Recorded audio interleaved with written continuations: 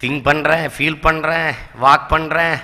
இவன் பண்ணியா பேசி என் தாய் தமிழை சாக்கடையாக மாற்றிய பெருமை என் தமிழ் சாதிக்கே சேரும். உலகத்தில் எவன் பேசலைனாலும் தமிழை பேசலைனா பரவாயில்ல, சொந்த மொழியை தன் தாய்மொழியை பேசாத ஒரு இனம் உலகத்தில் உண்டா? உலகத்தின் எந்த மொழியும் படியுங்கள், நாங்கள் பாராட்டுகிறோம், நாங்கள் வாழ்த்துகிறோம். அதே நேரம் உங்கள் சொந்த மொழியை படியுங்கள்.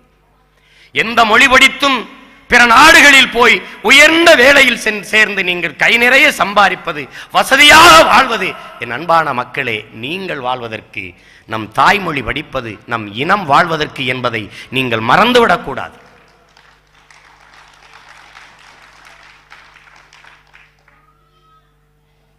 என்ன இல்லை உனக்கு? உலக பொதுமறை தந்தான் உன் முப்பாட்டன் வள்ளுவன். உலகத்தில் அத்தனை மொழிகளிலும் மொழிபெயர்த்து வைத்திருக்கிறான் திருக்குறளை. தமிழனுக்கென்ற வேத நூல், அதை வாசித்ததுண்டா? தமிழன் நேசித்ததுண்டா? எதையோ வேதம் என்று கருதி அவன் படித்தான், ஓதினான், வணங்கினான். தன் முப்பாட்டன் தந்த அந்த மூல மந்திரத்தை தூக்கி போட்டான். மனப்பாட பாடலுக்கு மட்டும் 10 மதிப்பெண்களுக்காக படித்தான். வள்ளுவன் சொல்லாததை என் அன்பான பெருமக்களே, அறிவார்ந்தோர்களே, வள்ளுவன் சொல்லாததை இந்த உலகத்தில் ஒரு வேத நூல் சொல்லி இருக்கிறது என்று யாராவது சொல்ல முடியுமா? வள்ளுவன் பாடாததை இந்த வேத நூல் போதிக்கிறது என்று சொல்ல முடியுமா? என் அவ்வை, என் பாட்டி என் இனத்திற்கு தராத அறிவுரையா? என்ன பெருமை எனக்கு இல்லை? ஏன் நான் வீழ்ந்தேன்? ஏன் எனக்கு இவ்வளவு தாழ்வு மனப்பான்மை? எப்படி நான் தாழ்ந்து போனேன்? இமயவரை பரவி இருந்த ஒரு இனம், இமயத்தில் கல்லெடுத்து வந்து என் பாட்டி கண்ணகிக்கு கோயில் கட்டினான் இமயவரம்பன் நெடுஞ்சேரலாதன் என்றால் ஊரா நாட்டில் ஓடி போய் வருவானா? கல் எடுத்துட்டு வருவானா? கொடி நடுவானா? சொல்லு பாப்போம். அப்ப இமயவரை பரவி இருந்த ஒரு இனம் எப்படி ஒடுங்கி ஒடுங்கி போய் சேரியில் படுத்தது என்று யோசித்துப்பார்.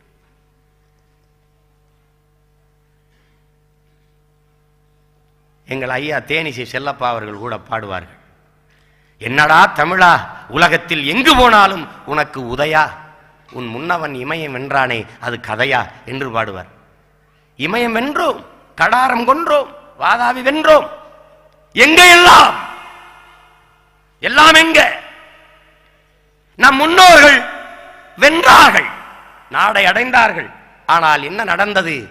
கொடியை நட்டார்கள், கொடியேற்றினார்கள். நம்மை குடியேற்றினார்களா என் உறவுகளே? இல்லை.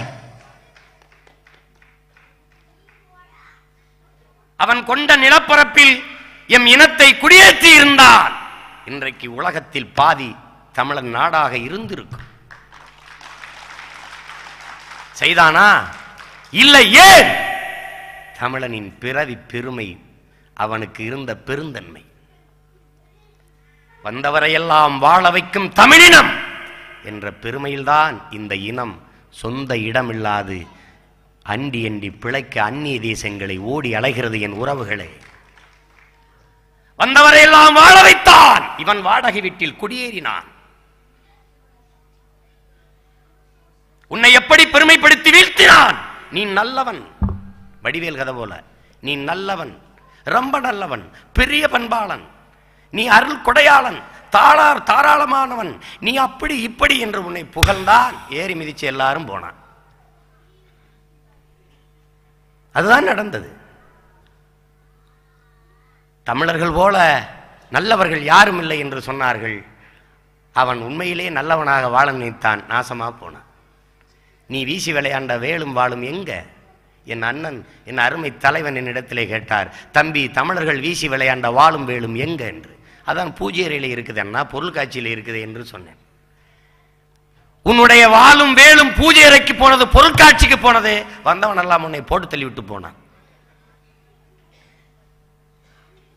எங்கு தொலைத்தாய் உன் உடன் பிறந்த வீரத்தை? யோசித்துப்பார். இன்னைக்கு எங்கு போனாலும் அடி விழுகிறதே உன் முதுவில், உன் உடலில். காரணம் என்ன? காரணம் என்ன? இன்னைக்கு என்ன நிலை? தமிழர்கள் தமிழ்களர்களாக மாறி ஒரு புது இனமாக உருமாறி நிற்கிறார்கள். இங்கே கூடியிருக்கிற யாரும் அதை மறுக்க இயலாது. சரளமாக பேசுகிறார்கள். நாம் தமிழ்தான் பேசுகிறோம் என்ற உணர்வோடு பேசுகிறார்கள். காலையில் நான் ஃபோன் பண்ணுவேன், டெஃபினட்டா நீ அட்டன் பண்ணும், இல்லை நான் டென்ஷன் ஆயிடுவேன். ஓ ஏன் மச்சான் ஃபீல் பண்ற, இதெல்லாம் கரெக்டா இருக்கும், நீ டென்ஷன் ஆகாத. இப்படி பேசிக்கொண்டு இருக்கிறார்கள். திரைப்படங்களில் பாடல்கள் வருகிறது. சப்போஸ் என்னை காதலித்தால், சப்போஸ் என்னை ஓடி போனால், சப்போஸ் என்னை செருப்பால் அடித்தால் வருது. நீங்க பாருங்க, அந்த பாடல்கள் வருது. அதான் வருது. இந்த தம்பி, என் தம்பியெல்லாம் பாடினானே, ஒரு தம்பிவே நம்ம தம்பி பாடின, அவன் பேர் வர இந்த அயன் படத்தில் பாடினார். அவன் பேர் என்ன தம்பி பேர்? சண்முகம். தம்பி சண்முகம் பாடினார். அந்த பாட்டில் ஒரு பல்லவி வந்துச்சு. என்ன யாராவது பாடுங்க, வரி என்ன, அதுக்கு அர்த்தம் என்ன சொல்லுங்க பார்ப்போம், சொல்லுங்க. இங்கே கூடியிருக்கிற பெருமன்றத்தில் இருக்கிற தமிழர்கள் நான் கேட்குறேன். ஹசீனுங்கிற ஒரு பொண்ணு நடந்து போகுது, விஜய் பாடுறாரு, முத்தமொன்று கொடுத்தால் முத்தமிழ், உன் நடையும் நாடகத்தமிழ், இடையோ இடைத்தமிழ்னு. எந்த தமிழனா அது நாண்டுகின்றது உண்டா? அதுக்கு என் பாட்டன் முப்பாட்டனும் சங்கம் வச்சு முதல் இடை கடை சங்கம்னு வச்சு தமிழ் வளர்த்தான். இவன் அசினுடைய முத்தத்துக்கும் இடைக்கும் தொடைக்கும் சங்கம் வச்சுக்கிட்டு இருந்தேன். இதை கேட்டு நம்மளும் பாடிக்கிட்டு இருந்தோம். நம்மளை கேட்டுக்கிட்டு, நீ முத்தம் ஒன்று கொடுத்தால் முத்தமிழ், உன் இடையோ இடைத்தமிழ், நடையோ நாடகத்தமிழ். இதையும் தமிழ் சாதியின் காதுகள் கேட்டுக்கொண்டிருந்தது. திரும்ப திரும்ப விரும்பி விரும்பி இதை ஒளிபரப்பர் ஒரு தொலைக்காட்சி, இதை பாராட்டி எழுதிய நாளேடுகள். இது ஒரு நாடு. எந்த தமிழன் வைக்கப்பட்டான், எவன் கவலைப்பட்டான்? ஐயோ என் மொழி சிதைகிறதே, என் அன்னை தமிழ் அழிகிறதே என்று ஒரு தமிழன் ஆத்திரப்பட்டது உண்டா?